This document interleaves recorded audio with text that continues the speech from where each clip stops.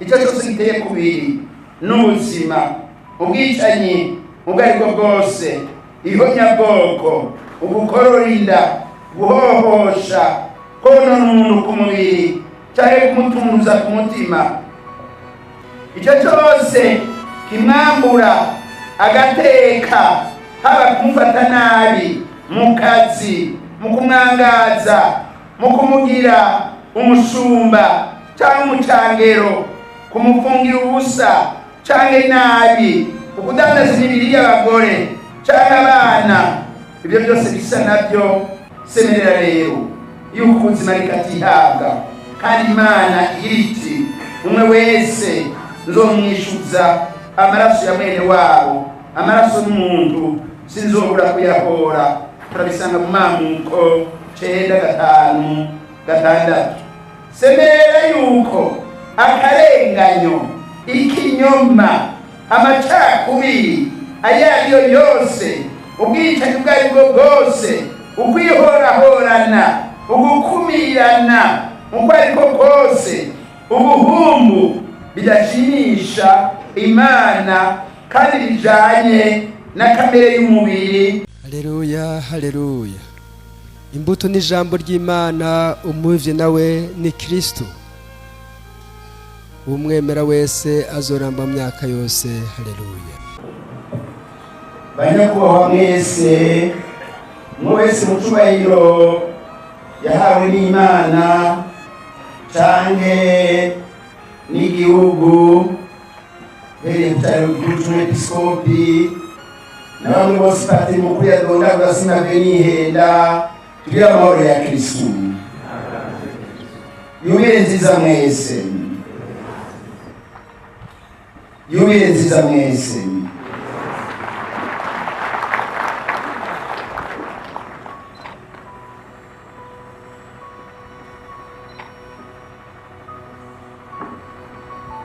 Mfatiye kuri iyi yubile, ngafatira no kubisomwa byeranda duhejeje kumva.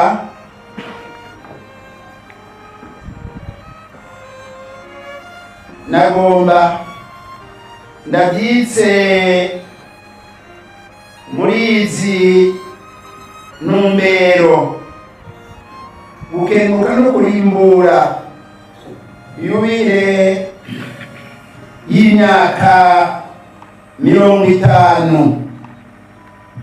Ubwa kabiri yuko abahereza mwuka ari camwa c'Imana, kikongera kikaba n'icamwa c'ijambo ry'Imana riba ryateragiwe.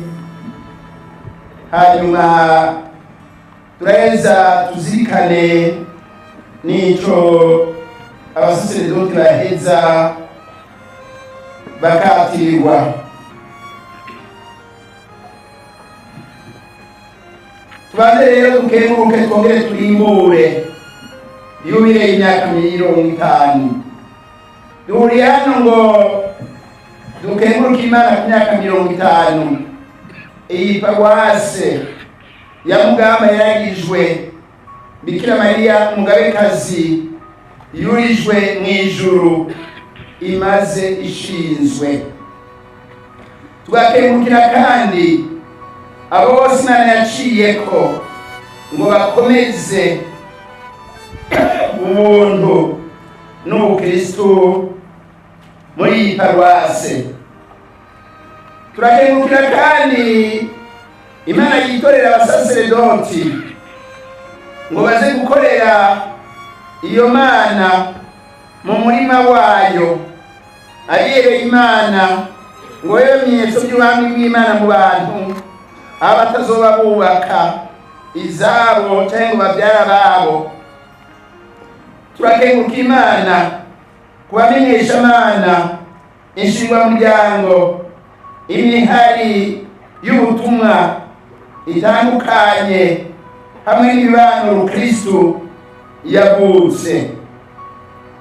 Turakengurukira Imana cyane ku ijambo ry'Imana ryateragiwe aha muri Mugamba hakavuka abakristo barenga 40,000 nshize mu Gitaramuka na Kibezi zabyawe n'iyi paruwase Mugamba. Abasaseredoti barenga 20, abihebeye Imana 36 n'abari mu nzira benshi bagana ayo mabanga. Imana nikengurukwe cyane yo imenya ukugene itera ijambo ryayo iciye kubo yiremeye nabo bagaheza bakayikundira. Igihe kugurura umwaka wa yubile umwaka uheze twarashikirije yuko yubile ifise amamuko mu bwuzure bwa mbere.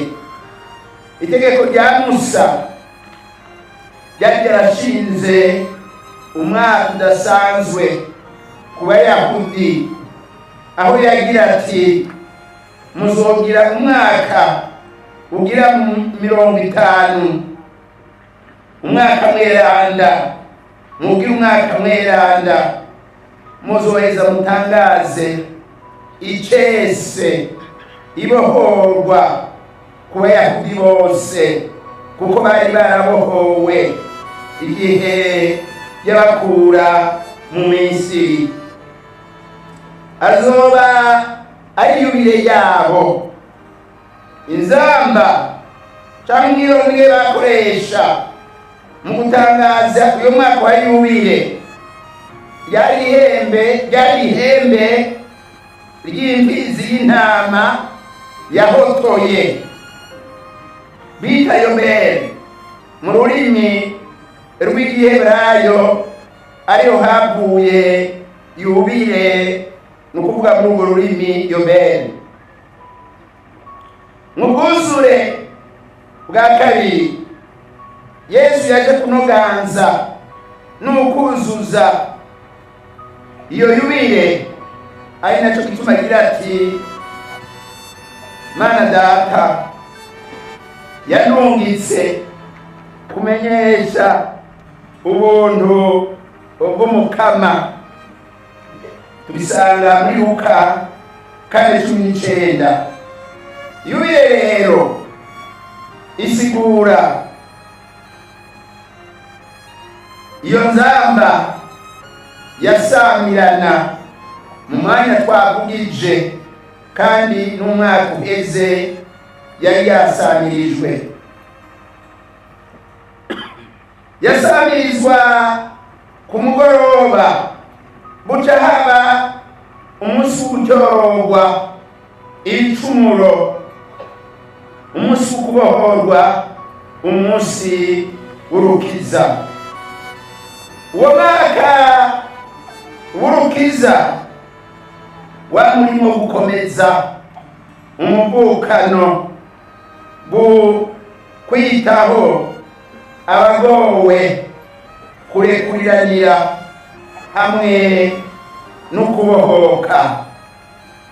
Turimbure none ngaha muri uyu mwaka tumaze iyi paruwase ya Mugamba turiko turategura iyi yubile muri mwaka mweranda. Koko abantu barabohotse, abantu baravuye mu kabi bahoramo. Ntabyo nomenya byose, ubwabo ntagutekereza hariho ababohotse. Harabaye ibyiza by'iyo yubile, abantu benshi bararonse amasakaramentu, hariho benshi basubiye mu Bukristu, benshi baronse inyigisho zibanagura mu Bukristu.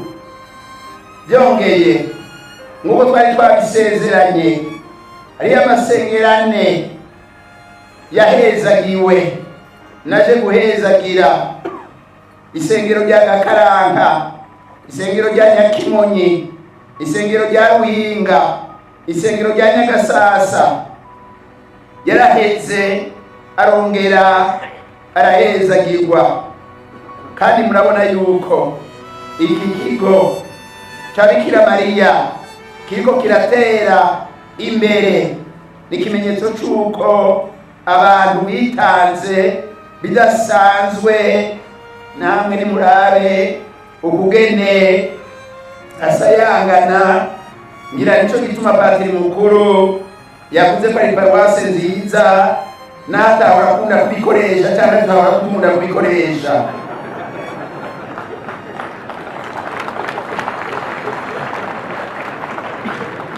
Abantu bari bitanze bidasanzwe, koko ahantu ni heza kandi hazobandanya haba heza. Si ico gusa, abanyamugamba, abari i Bujumbura, mu mahanga, mwaregeranijwe na Yubile mu nama rimwe ry'ukubaka paruwasi yanyu. Yabareze mu buryo bwinshi, none sibyo mwahora muhura nk'uko mwahuye muri uyu mwaka. Dukomera amashyi Imana rero.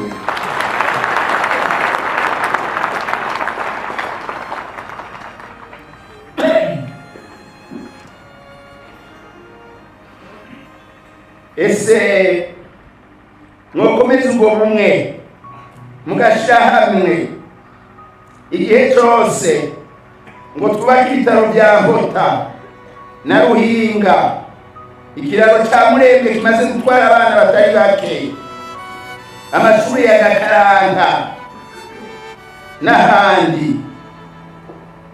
Kandi mukoze nk'uko mwakoze birashoboka.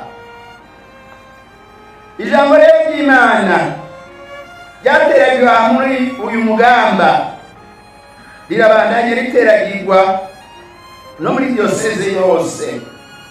Baba bariye yuko tugira dushike ku maparuwasi ashika 33, ariko ngira yo habashika na 38, kuko ari yashika 5 yagiye muri Rukana, nitwe twayibyaye. Hanyuma abasaseredoti dushizemo abanyarutana begereje barenze 300, abihebeye Imana bazwi na mutima gusa, n'uwoza na burende niyo bamara. Uyu munsi rero iryo jambo riteragirwa rirama ibyama byinshi, ari nacyo gituma mu kanya ngire natire abasaseredoti 8 hamwe n'abadiyakoni 10. Ejo naho nahari usomye n'abakorezi bari hamwe 19. Ufise nkabo naje duhaye.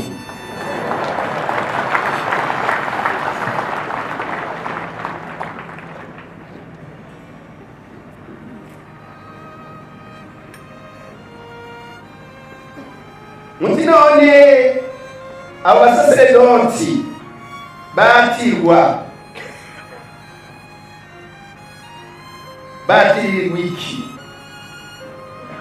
Icyambere noshikiriza, Imana niyo yashinze mu isezerano rya mbere n'irya kabiri abayikorera ngo begereze abantu Imana, kandi bongere bafashe Kristo mu gikorwa cy'ugucungura cy'ugukiza abantu.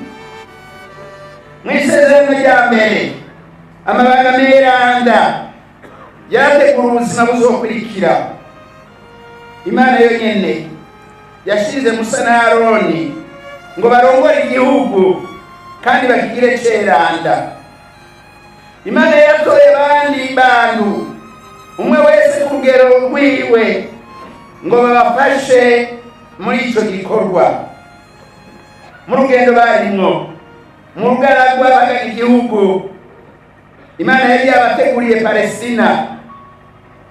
Barahunzwe, umutima w'Imana wari wararonse Musa, abashinganaye 70 buzuye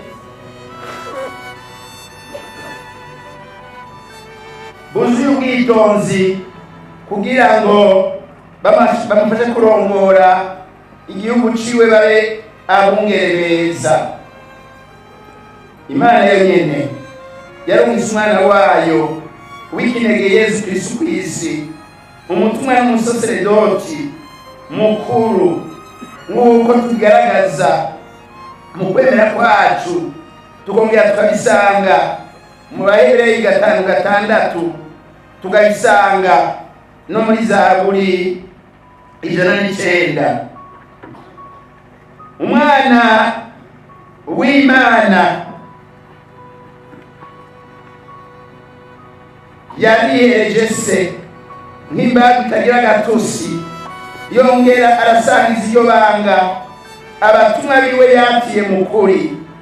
Yarongera abaha ububasha ngo igikorwa cy'ubukiza kimenyekane kandi kiranguke ku isi yose. Iryo teka mwabyumvise, umuntu arihamagarirwa n'Imana, siwe aheza ngo arihe na buhoro buhoro ryo kwihaye benshi nk'uko madina mwamwe bishoboka. Imana rero haba mu isezerano rya mbere cyangwa mu isezerano rya kabiri niyo yagiye iratora abayivugira, irongera batira ngo bashikirize ibyiza by'Imana abantu, kandi ntibatora kuko ari beranda cyangwa basumbya ubwiza abandi b'umutima, ibatora ku muntu bwayo yerekana yuko ishobora gukura. Kubaha ni ukubahiriza ubuzima bw'umuntu n'agateka kiwe, nk'uko isabato yagiriwe abantu. None rero namwe mutegerezwa kubaha mukubahiriza abantu mu buzima bwabo, agateka kabo turabisanga muri Mariko 2:26-27. Ega amaleta yose, amashirahamwe yose, ibikomakomeye byawe n'ibindi bihari kuko hari abantu. Umuntu aza imbere y'amashirahamwe, umuntu aza imbere y'amaleta, umuntu aza y'ibyo imbere y'ibyo byose abantu babyubaka kubera hari umuntu. Hano inama nkuru ya Vatikano ya kabiri igira iti icyo cyose giteye kubiri n'ubuzima, ubwicanyi ubwo aribwo bwose, ihonyabwoko, ugukorora inda, guhohosha, konona umuntu ku mubiri cyangwa kumutunguza ku mutima, icyo cyose kimwambura agateka, haba kumufata nabi mu kazi, mu kumwangaza, mu kumugira umushumba cyangwa umucangero, kumufungira ubusa cyangwa nabi, ukudandaza imibiri y'abagore cyangwa abana.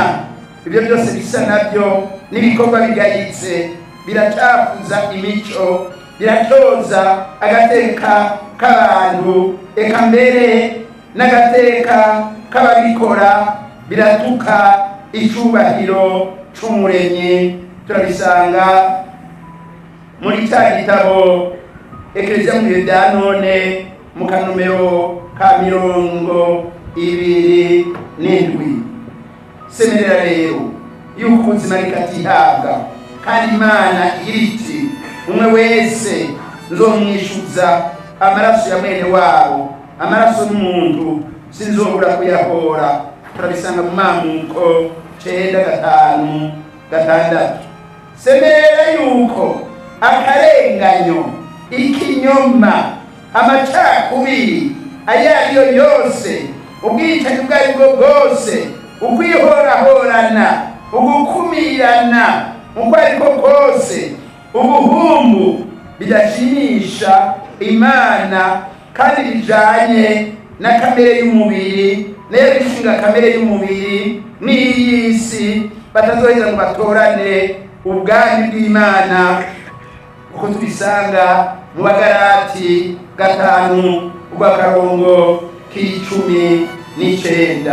Ariko tukaba duhamagariwe rero kubaka bwa bwami bw'Imana hari mu rukundo, umuvukano, nuko akanyamuneza, amahoro, ukwemera n'ibindi.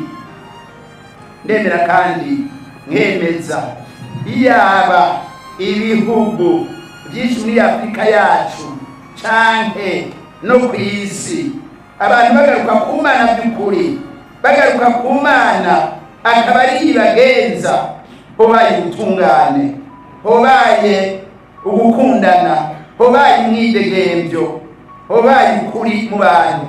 Naye ahabuze ukuri, ahabuze ubutungane, ahabuze ineza, ahabuze ukurekuliranira, ha muryano igihe cyose. Uko niko biri, nuko niko biri, niko kandi bizokora igihe abantu badahindutse ngo bave mu kinyoma, bave mu rwango, bave mu karenganyo, bafata inzira y'ubutungane. Renge imituma yindi, gendera amakaritiye, mugenda gutangiriza by'Imana, nuko mudatinya uburuhe, mudatinya imvura, mudatinya izuba, mudatinya ubunyere. Ubwo busore bwanyu ntibuzopfe ubusa. Imana niyuhire ibyo yatanguye muri Paruwase Mugamba. Imana niyuhire icyo yatanguye muri mwebwe, mugira mwatirwe Bikira Mariya umugabekazi yurijwe mu ijuru, atubere ababere mu ngoro, tugira amahoro ya Kristo.